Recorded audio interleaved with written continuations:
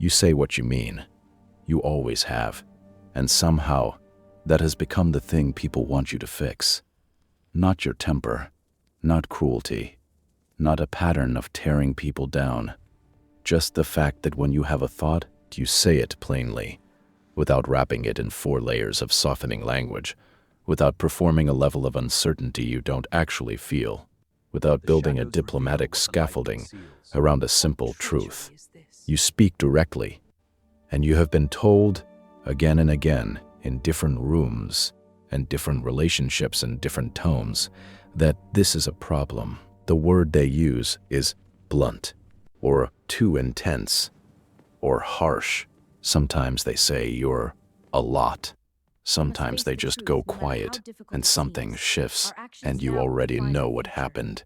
You said a true thing in a clear way, and someone decided that was the same as being unkind. And here is the part no one names. It costs you, not just the relationship in that moment, not just the social awkwardness, not just the 10-minute debrief you run in your head afterward. It costs you in a deeper way, because you have started to believe that there is something structurally wrong with the way your mind moves, that the directness isn't just a style that others dislike, but evidence of a deficiency, a lack of something. Social intelligence, maybe. Empathy, softness. You have spent real time trying to be less, choosing softer words, pausing before you speak to run a quick internal audit. Is this too much? Will this land wrong? Should I round the edges here? And here is what I want you to sit with before we go any further. What if the thing you've been trying to fix isn't broken? What if the people asking you to soften it have been benefiting, very specifically, from the fact that you believe them? We're going to talk about that. It started earlier than you probably remember. Not as an adult navigating professional environments or romantic relationships. Earlier, in a classroom maybe, at a dinner table. The moment you said something accurate and the room got uncomfortable and someone looked at you like you had done something wrong and you had no framework for why, because the thing you said was true. That moment happened more than once, and each time the lesson wasn't explicitly taught, it was absorbed. Directness equals disruption. Your clarity is the thing that makes other people feel bad. The way your mind works is inconvenient for the people around you. So you adapted. You learned to preface, to hedge, to say, I could be wrong, but before statements you were not actually uncertain about. You learned to ask questions instead of making observations, because a question feels less like an indictment, even when it's pointing at the same thing. You got good at the performance of tentativeness, and it worked in the short term. People were more comfortable, things went smoother. You were easier to be around, but something else happened too. You stopped trusting your own perceptions, because if the way you naturally see things and express things is always too much, then the problem must be in the seeing itself. You started second-guessing your read of a situation before you'd even finished forming it. You built a checkpoint between your mind and your mouth, and you staffed it with the accumulated opinions of everyone who had ever made you feel like your directness was an imposition. And that checkpoint has been running ever since. Here is the internal monologue you run when the directness wants to surface. You recognize it even if you've never heard it spoken out loud. If I say what I actually think, this is going to get complicated. They're going to take it personally. They're going to think I'm being aggressive. And then I'm going to have to spend the next 20 minutes explaining what I actually meant. And by the end of it, we'll be talking about my tone instead of the actual issue. So I'll just soften it, say it sideways, let them infer it, or say nothing. And then you say nothing, or you say the softened version, which satisfies no one, least of all you, because you can hear the compromise in it. You can hear the thing you didn't say sitting right behind the thing you did. And then later, maybe that night, maybe a week later, the situation you could see coming arrives exactly as you predicted. And you think, I knew, I saw it. I said nothing, or I said it so carefully that it landed without weight, and now here we are. This is not a small cost. This is a pattern of being right and being dismissed simultaneously. Of watching things unfold the way you expected, while carrying the additional weight of having already tried to flag it and been made to feel that the flagging itself was the problem. The suppression has other effects too. When you spend years filing the edges off your instinct to speak clearly, the directness doesn't disappear. It reroutes. It comes out in frustration, in a sharpness that arrives at the wrong time because it's been compressed too long. And then that becomes the new evidence. See, you're too much. See, you escalate. And now you're managing the reputation of someone who can't control themselves, when what actually happened is that you controlled yourself for so long, the pressure had nowhere to go. There is a real question underneath all of this. Not the question you think you're asking when you wonder whether you're too blunt or too intense. Not am I normal, or is something wrong with me? The question is sharper than that. Why is your honesty the thing people want adjusted, rather than their discomfort with it? That is the question, and the answer matters more than any social skill refinement you've been attempting. Point 1. The word is wrong. Blunt implies damage. A blunt instrument bruises. A blunt edge tears rather than cuts. The word carries the implication that directness is a crude version of something that should be sharper, more refined. That what you're doing is communication without finesse, a failure of the more sophisticated social ability you should have developed by now. That is not what is happening when you speak directly. What is actually happening is that you have a low tolerance for inefficiency in language. When you know what you mean, you say it. When you observe something, you name it without first constructing a version of the observation that will be received with minimal friction. This is not bluntness. This is precision. These are not the same thing. Bluntness is careless. Precision is deliberate. The fact that precision can land with impact does not make it careless. It makes it accurate. The word blunt was given to you by people for whom the experience of receiving unmediated truth felt jarring. That is their description of their experience. It is not a clinical measurement of what you are doing. You adopted their description and applied it to yourself as though it were objective, as though the person receiving a clear message gets to define the nature of that message. They don't. The word blunt is a categorization error. What you are is precise. Point 2. Where this trait actually comes from. Directness is not a communication style that some people develop and others don't. It is what happens when someone cares more about accuracy than approval. And caring more about accuracy than approval is not a personality quirk. It is a value structure. It is the architecture of a mind that places truth above Socrates. I'll comfort that experiences the performance of certainty you don't feel as a form of internal dishonesty that cannot easily sustain the cognitive dissonance of saying one thing and meaning another. You probably figured this out early, that the social transaction of softening the truth to make it easier to receive is a transaction you pay for internally. Every hedge that isn't genuine, every qualifier layered onto a statement you actually believe clearly. Every time you walked someone toward a conclusion, rather than simply stating it, you felt the cost of that. And many people don't feel that cost. They've normalized it.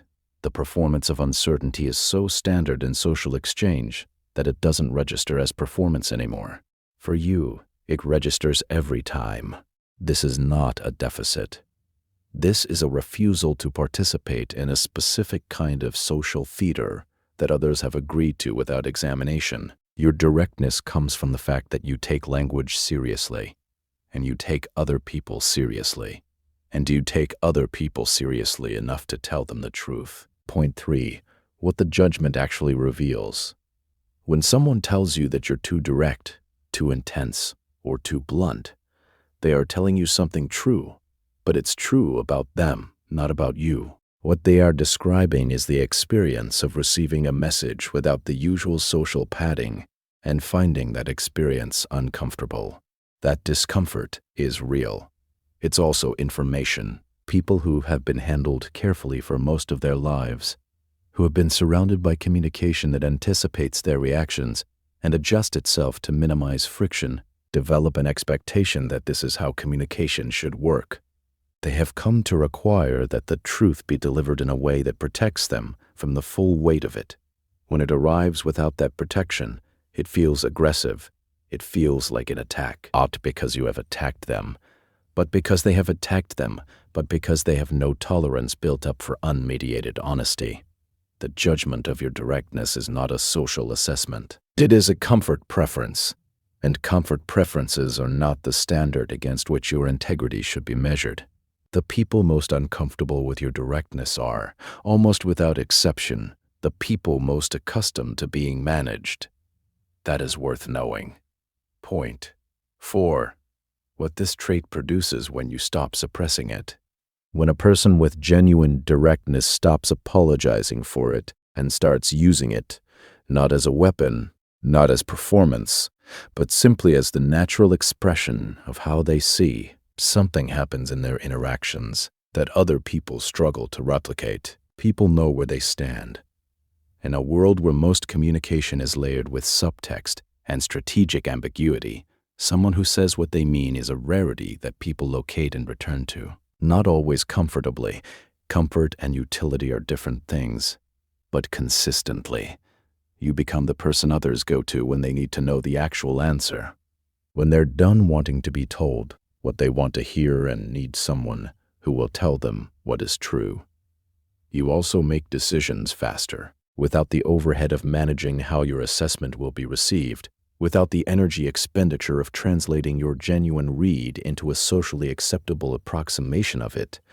You operate closer to real information, less distortion in the signal, cleaner data in every interaction, and perhaps most significantly, people trust you. Not universally, not immediately, and not without friction. But the trust that develops around someone who is consistently direct is a specific, durable kind, because they know the positive things you say are real, because they know you aren't performing, because they know that if something were wrong, you would have said so. Directness, unobstructed, is one of the rarest social assets you can have, not because it's pleasant, because it's real. Point 5. The difference between this trait used and this trait suppressed. There is a version of directness that creates damage, and it is worth naming, not because that's what you are, but because the distinction matters. Directness becomes damaging not when it's honest, but when it's compressed and then released without context. When it arrives as frustration after months of being held back, when it's misdirected, when the sharpness meant for a situation lands on a person instead. When suppression for so long turns your natural precision into a kind of pressure that eventually vents sideways. This is not your trait at its worst. This is your trait being misused by being denied its natural function. Directness applied, named, owned, used with awareness of its weight, is the thing that ends conversations that should have ended 3 months ago. It is what stops a pattern that everyone else has been tiptoeing around. It is what names the thing in the room that has been making everyone uncomfortable, which no one else will say, which is hanging over every interaction until someone finally speaks it clearly. You are not the problem in those moments. You are the resolution. The version of you that has been managing and suppressing is not kinder. It is just slower, more compressed, and less useful to everyone, including you. Stop using the word blunt when you think about yourself. Stop using too much. Stop using harsh or abrasive unless you are describing a specific behavior that caused specific harm, not just discomfort, but actual harm. Language shapes the internal landscape you operate from, and if the language you use to describe yourself was handed to you by people who found your honesty inconvenient, though you have been building your self-concept out of other people's discomfort. The replacement language is not flattering language. This is not about swapping a negative word for a positive one. The replacement language is accurate language. When you notice the directness and feel the old pull towards self-correction, the internal statement shifts from "I'm being too much" to "I'm being precise," from "I was too harsh" to "I said something accurate that landed with weight," from "I need to soften this" Do I need to be aware of timing and context here, which is a practical adjustment, not a self-condemnation. You are allowed to calibrate delivery without changing content. You are never required to change the content. The thing you know, you know. The precision is not the flaw.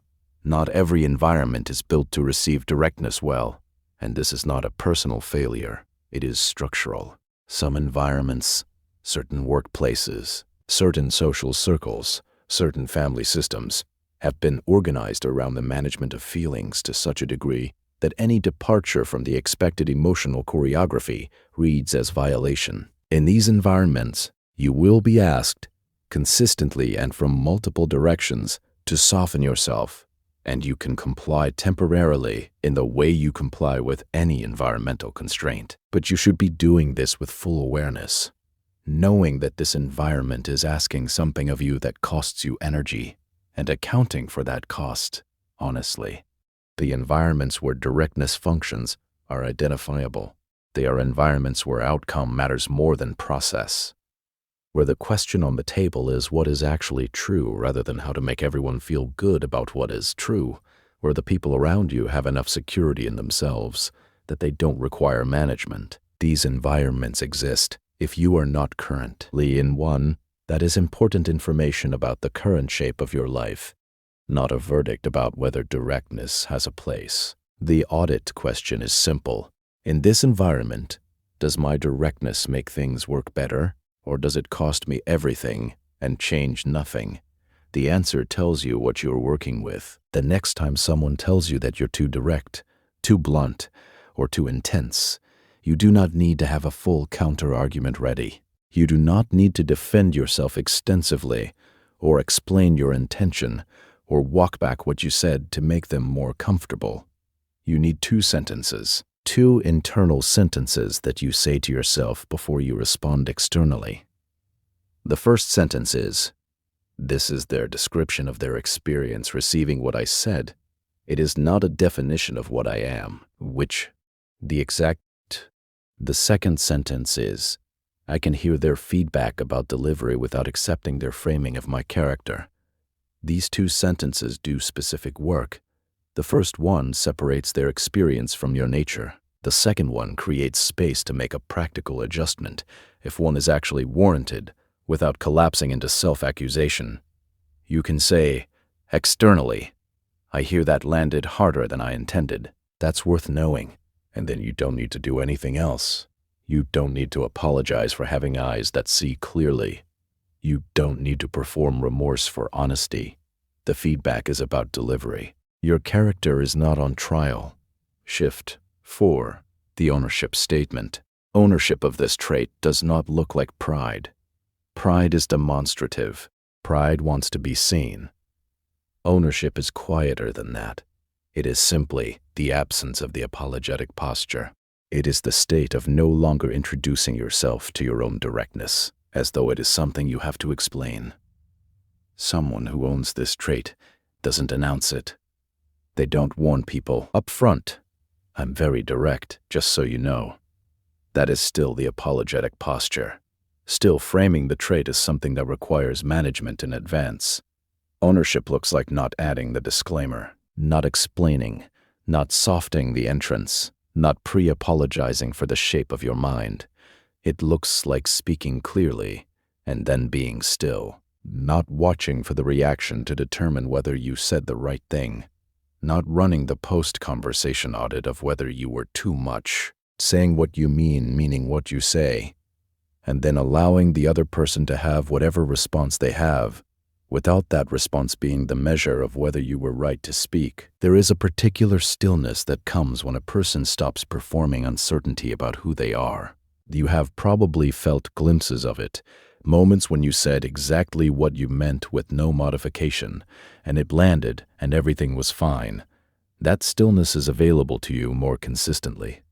It becomes available the moment you stop treating directness as a liability that needs management and start treating it as a fact about yourself that doesn't require apology. Not a proud fact, just a fact. Like the color of your eyes. This is how you work. You say what you mean. That is not negotiable, and it is not a problem. You have been measuring yourself against a standard that was built for people who process the world differently than you do. The standard that says honesty must be dressed in softness to count as kindness. That clarity without cushioning is a social failing.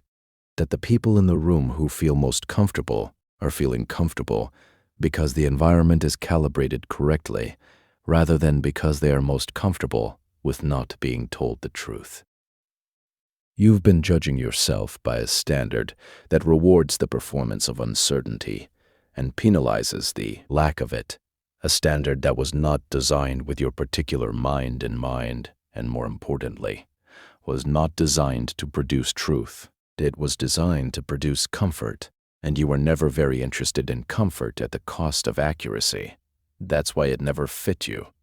That's why you've always known, on some level, that you were complying with something that wasn't quite right, that the version of you that hedges and softens and pre-apologizes is a performance, and performances are exhausting, and you have been running this one for years. Here is what is actually true about you right now. You are someone who sees clearly and has been told that seeing clearly is a social failing. You are someone whose instinct is to say the true thing and who has spent significant energy building a system to delay, modify, or mute that instinct, not because the instinct was wrong, but because the people around you were more comfortable with the delay. You have been paying a tax on your own perception for the benefit of people who were not being honest with themselves about how much they needed to be managed. You are not too much. You are not too direct. You are not a social problem that needs correcting. You are a person with a particular relationship to truth, one that prioritizes accuracy over ease, that experiences the performance of false uncertainty as a kind of internal damage, that has always known when something was real and when it wasn't, and that has spent years being asked to pretend otherwise. This is not about learning to be more direct. You already are. This is about stopping the apology. Your directness is not the trait that needs adjusting. It is the trait that has been adjusted, compressed, rerouted, filed down, made smaller, in service of people who were comfortable with comfortable versions of the truth. That service is over, if you decide it is. And here is the truest thing that can be said about all of this, in the fewest words. The room didn't go quiet because you were wrong. The room went quiet because you were right, and no one else was going to say it.